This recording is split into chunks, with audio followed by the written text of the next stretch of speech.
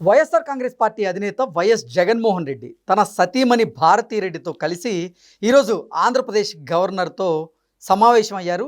ఆ సమావేశం గంటన్నర పాటు సాగినటువంటి నేపథ్యంలో అంతసేపు సమావేశం అయ్యారు అంటే కీలక అంశాల మీద చర్చ జరిగి ఉండొచ్చు అనేటువంటి వాదన తెరమీదకు వస్తున్నటువంటి నేపథ్యంలో అసలు జగన్మోహన్ రెడ్డి భారతీరెడ్డి గవర్నర్తో సమావేశం అవ్వడానికి గల కారణం ఏంటి, ఆ సమావేశంలో ఏ అంశాలు కీలకంగా చర్చకి వచ్చి ఉండొచ్చు అనే దాని మీద మనం పూర్తి స్థాయిలో విశ్లేషణ చేసుకుందాం. ప్రస్తుతం మనతో పాటున్నారు ప్రముఖ రాజకీయ విశ్లేషకులు, ప్రముఖ సీనియర్ జర్నలిస్ట్ డివిఎస్ గారు. వారితో మాట్లాడదాం.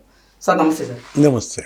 వైఎస్ఆర్ కాంగ్రెస్ ప్రభుత్వ హయాంలో వరుసగా అవినీతి అవకతవకలు జరగడం, ఆ ఇష్యూలో ఇప్పుడు కూటమి ప్రభుత్వం కొంతమంది నేతలను అరెస్ట్ చేస్తున్నటువంటి నేపథ్యంలో వైకాపా అధినేత జగన్మోహన్ రెడ్డి ఆయన సతీమణి భారతీరెడ్డి ఆంధ్రప్రదేశ్ గవర్నర్తో ఈరోజు భేటీ అవ్వడం జరిగింది.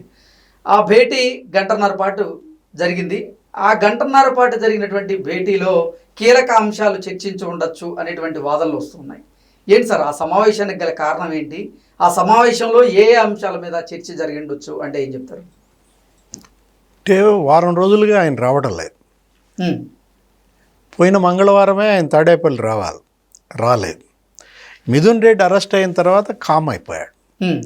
అట్లాంటిది నిన్న వచ్చాడు. నిన్న వచ్చిన వెంటనే మరి కొన్ని గంటల్లోనే గవర్నర్ దగ్గరికి వెళ్ళాడు. అంటే భయంతో వెళ్ళాడా, భక్తితో వెళ్ళాడా, గౌరవంతో కలిశాడా? అంటే భక్తి వల్ల వచ్చిన గౌరవంతో కలిగిన భయం వల్ల వెళ్ళి కలిశాడా? ఓకే. అంటే ఇప్పుడు జగన్మోహన్ రెడ్డి గవర్నర్ని కలవడం వెనక ఉద్దేశం ఏంటి? అతను భార్యతో కలిసి వెళ్ళారు. అంటే గతంలో ఏంటంటే ఆయన ముఖ్యమంత్రిగా ఉండేవాడు జగన్మోహన్ రెడ్డి, మరి భార్యతో ఆయన ఏంటి వెళ్ళి కలిసేవాళ్ళు. అటు గవర్నర్ దంపతులు, ఇటు అప్పటి సీఎంగా జగన్మోహన్ రెడ్డి దంపతులు మనం లాంఛనపూర్వక భేటీలు అనేకం జరిగాయి. ఇప్పుడు ఆయన ముఖ్యమంత్రి కాదు, మాజీ ముఖ్యమంత్రి, పులివెందుల ఎమ్మెల్యే, శాసనసభకే వెళ్ళని ఎమ్మెల్యే. సంవత్సరం అయినా ఒక మీటింగ్కి వెళ్ళలేదు. మరి ఎందుకు గెలిచాడు? ఇదే ఇక్కడ వాళ్ళ చర్చ అన్నమాట. అప్పుడు తను కాళ్ళు పట్టుకున్నాడా, ఏది ఈ కేసులో నుంచి తనను ఉపశమనం కోరాడా?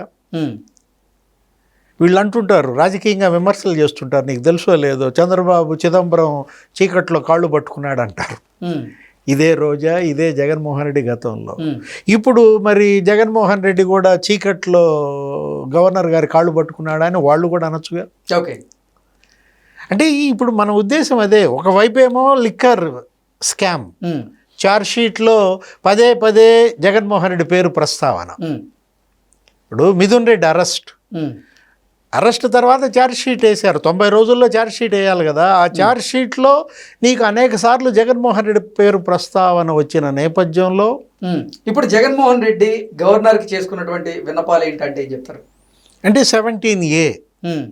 ఇప్పుడు ఆయన మరి మాజీ ముఖ్యమంత్రి స్థాయిలో ఆయన అరెస్ట్ చేయాలంటే 17A మరి సంతకం పెట్టాలి వచ్చింది. గవర్నరే కాబట్టి కలిశాడా, పెట్టద్దని అడిగాడా? లేదు, ఒకవేళ నేను అరెస్ట్ అయినా పర్వాలేదు, నా భార్య భారతి మేడం మరి అందులోకి రాకుండా చూడండి అని రిక్వెస్ట్ చేశాడా? ఇప్పుడు గవర్నర్ ఎవరు? ఆయన సుప్రీంకోర్టు న్యాయమూర్తిగా చేసిన ఆయన అబ్దుల్ నజీర్. ఆయనకు మొత్తం అన్నీ తెలుసు. ఏది చట్టం ఏంటో తెలుసు, నేరం అంటే ఏంటో తెలుసు, నేరస్తులు ఎవరో తెలుసు, ఆర్థిక నేరస్తులు ఎవరో తెలుసు, కరుడుగట్టిన నేరస్తులు ఎలా ఉంటారో తెలుసు. ఎంతమందిని చూసుంటాడు ఆయన అనుభవంలో. ఇటు గవర్నర్గా అనుభవం కాదు, జడ్జిగా ఆయన మరి ఎన్ని తీర్పులు ఇచ్చుంటారు. మొత్తం ఆయన అవపోసన పెట్టిన వ్యక్తి.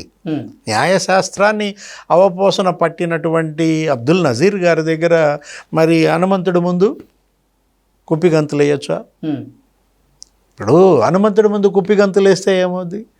ఆ కార్యాలయం ఇచ్చినటువంటి మరి ఆ ప్రకటన చూస్తే, ఏది జగన్ కార్యాలయం ఇచ్చిన ప్రకటన మర్యాదపూర్వక భేటీ అని ఉంది. నేను చెప్పింది అదే. ఏది ఆ మర్యాద? మరి అది భక్తితో వచ్చిన మర్యాద, భయంతో వచ్చిన మర్యాద. మర్యాద అన్ని రకాలుగా వస్తుంది. గౌరవంతో మర్యాద, భక్తితో మర్యాద, భయంతో కూడా మర్యాదగా ఉంటాం. ఏదైనా సరే ఇవాళ జగన్లో భక్తి కనపడతల్లా. ఏం కనపడుతోంది? భయం కనపడుతోంది. వర్ల రామయ్య ఒక స్టేట్మెంట్ ఇచ్చారు. మీడియా అంట జగన్మోహన్ రెడ్డి వచ్చినప్పుడు వెళ్తున్నప్పుడు సార్ సార్ సార్ అంటూ మన వాళ్ళు గొట్టాలు పెడతారు కదా, అట్లా పెడితే అసలు వాళ్ళని పట్టించుకోకుండా వెళ్ళిపోయాడంట. ఓకే. ఎందుకని మీడియాని కనీసం నువ్వు మరి వచ్చిన పర్పస్ ఏంటి, ఎందుకు కలిసావు, ఎందుకు వెళ్తున్నావు అనేది చెప్పకుండా మీడియాని ఓవర్ రైడ్ చేసి వెళ్ళడం వెనక మర్మం ఏంటి? ఇక్కడ మర్మం అనే పదం వాడాల్సిందే. ఓకే. నువ్వు వాడమన్నా వాడకపోయినా నేను ఆ పదం మాత్రం వాడతా. Okay sir. ఏది మీడియాతో మాట్లాడకుండా వెళ్ళిపోవడం వెనుక మర్మం ఏంటి, అది జగన్మోహన్ రెడ్డి చెప్పాలి. పైపెచ్చు మేడం అని తీసుకొచ్చారు. జనరల్గా ఏ మాజీ ముఖ్యమంత్రి కూడా గవర్నర్ని కలిసేటప్పుడు ఆయన ఒక్కళ్ళే వస్తుంటారు, లేదు ఆయన పార్టీ బృందంతో వస్తారు. ఇప్పుడు కొంతమంది నెటిజన్లు కూడా కమెంట్లు చేస్తున్నారు, తిరుమల శ్రీవారిని దర్శించుకునేందుకు వెళ్ళినప్పుడు ఒంటరిగా వెళ్ళారు జగన్మోహన్ రెడ్డి, కానీ ఇటు గవర్నర్ని కలిసేందుకు వెళ్ళినప్పుడు మాత్రం జగన్మోహన్ రెడ్డి దంపతులు వెళ్ళారు అన్నట్లుగా కొన్ని కమెంట్లు కూడా చేస్తున్నారు. అంటే ఈ దంపతులు ఎట్లు రాజ్భవన్కి వెళ్తుంటారు, ఏది ఆయన డిన్నర్కి పిలుస్తుంటారు, లంచ్కి పిలుస్తుంటారు, లేదు ఈయన కూడా వెళ్తుంటారు, ఎవరు గవర్నర్ గారు కూడా వెళ్తుంటారు. రిపబ్లిక్ డే నీకు జరుగుతాయి కదా హై టీ, ఆ ఫంక్షన్స్లో కూడా మరి కలుస్తారు. జెండా వందనం అప్పుడు హై టీకి మరి ముఖ్యమంత్రి దంపతులతో అటెండ్ అవుతారు. జనరల్గా నజీర్ దంపతులు, జగన్మోహన్ రెడ్డి దంపతులు అనేక సందర్భాల్లో గతంలో కలిశారు అధికారిక కార్యకలాపాలు. అవును. ఇప్పుడు ఇదేంటి, అధికారికమా వ్యక్తిగతమా? వ్యక్తిగతమే కదా. ఇప్పుడు వరలరామయ్య అదే క్వశ్చన్ చేశాడు, మీరు కలిసిన భేటీ అధికారిక భేటీనా వ్యక్తిగత పర్యటన అంటే? ఒక్క నాయకుడు లేకుండా, జగన్మోహన్ రెడ్డి వైసీపీ నాయకులు ఎవరూ లేకుండా భార్యతో కలిశాడంటే తన నాయకుల్ని తను నమ్మడం లేదా? ఓకే. ఇప్పుడు జనరల్గా తనతో పాటు కొంతమంది తలసిల రఘురామో లేకపోతే లేళ్ల అప్పిరెడ్డో ఈ బ్యాచ్ ఉంది కదా, అంబటి రాంబాబు, అక్కడ ఉండేవాళ్ళు ఎవరు, ఆ విజయవాడ కుర్రాడు ఉంటాడు ఏంటి, ఆ కుర్రాడు ఎవరు, వాళ్ళ నాన్న కూడా మధ్య చనిపోయారు, మంత్రిగా పనిచేశారు. ఇక్కడెక్కడో బంజారా హిల్స్లో వాళ్ళకు కూడా ఒక 500-600 కోట్ల విలువైన భూములు ఇచ్చాడు. అవినాష్ సార్, దేవినేని అవినాష్. కరెక్ట్. నాకు తెలియదు, నీకే బాగా తెలుసు. ఇప్పుడు దేవినేని అవినాష్ అన్న ఇప్పుడు ఆ బ్యాచ్ అంతా ఉంటుంది కదా, జగన్మోహన్ రెడ్డి ఎయిర్పోర్ట్ బ్యాచ్ అంటారు దీన్ని. ఏది యలహంక నుంచి ఎప్పుడు ఎయిర్పోర్ట్కి దిగినా ఒక బ్యాచ్ అక్కడికి చేరుతూ ఉంటుంది, కొంతమందిని కూడేస్తూ ఉంటుంది. నిన్న కూడా బ్యాచ్ వచ్చింది కానీ పోలీసు అలౌ చేయలేదంట.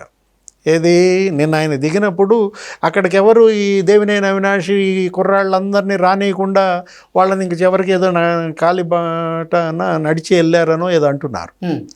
ఇప్పుడు జగన్మోహన్ రెడ్డి గవర్నర్తో భేటీ, ఒకవైపు ఛార్జ్షీట్లో ఆయన పేరు ప్రస్తావన, మరోవైపు రేపో మాపో ఆయన అరెస్ట్ అంటున్నటువంటి వార్తల నేపథ్యంలో తప్పనిసరిగా ఈ భేటీ మాత్రం అధికారికం కాదు, వ్యక్తిగతమే. వ్యక్తిగతం కూడా నేరగతమే.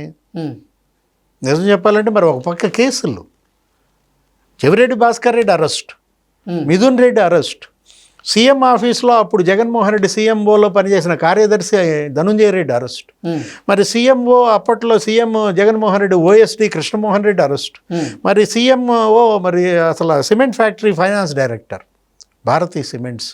ఇక్కడికి వచ్చావబ్బా, అసలు పాయింట్ ఇప్పుడు దొరికింది. సరే, నిన్న కలిసిన భేటీ యొక్క ఉద్దేశం ఏంటంటే, అతను ఎవరో ఫైనాన్స్ డైరెక్టరు, మర్చిపోయా అతని పేరు, గోవిందప్ప. నీకు తెలుసు బాగా, బాలాజీ గోవిందప్ప అరెస్ట్ అయ్యారు. బాలాజీ గోవిందప్ప అరెస్ట్ అయిన వెంటనే నిన్న ఏం జరిగింది, భారతీ సిమెంట్స్లో సోదాలు, తనిఖీలు. హైదరాబాద్ బంజారా హిల్స్ కార్యాలయంలో నీకు ఆ టవర్ లొకేషన్లు లేకపోతే ఆ కాల్ డేటా రికార్డులు, వీటన్నిటిలో భారతీ సిమెంట్స్లో నిన్న జరిగిన సోదాలు తనిఖీలు, అటు గోవిందప్ప ఛాంబర్లో సోదాలు తనిఖీలు, డాక్యుమెంట్లు కొన్ని మరి వాళ్ళు స్వాధీనం చేసుకోవటం, బాలాజీ గోవిందప్ప నివాసంలో కూడా జరిగాయి.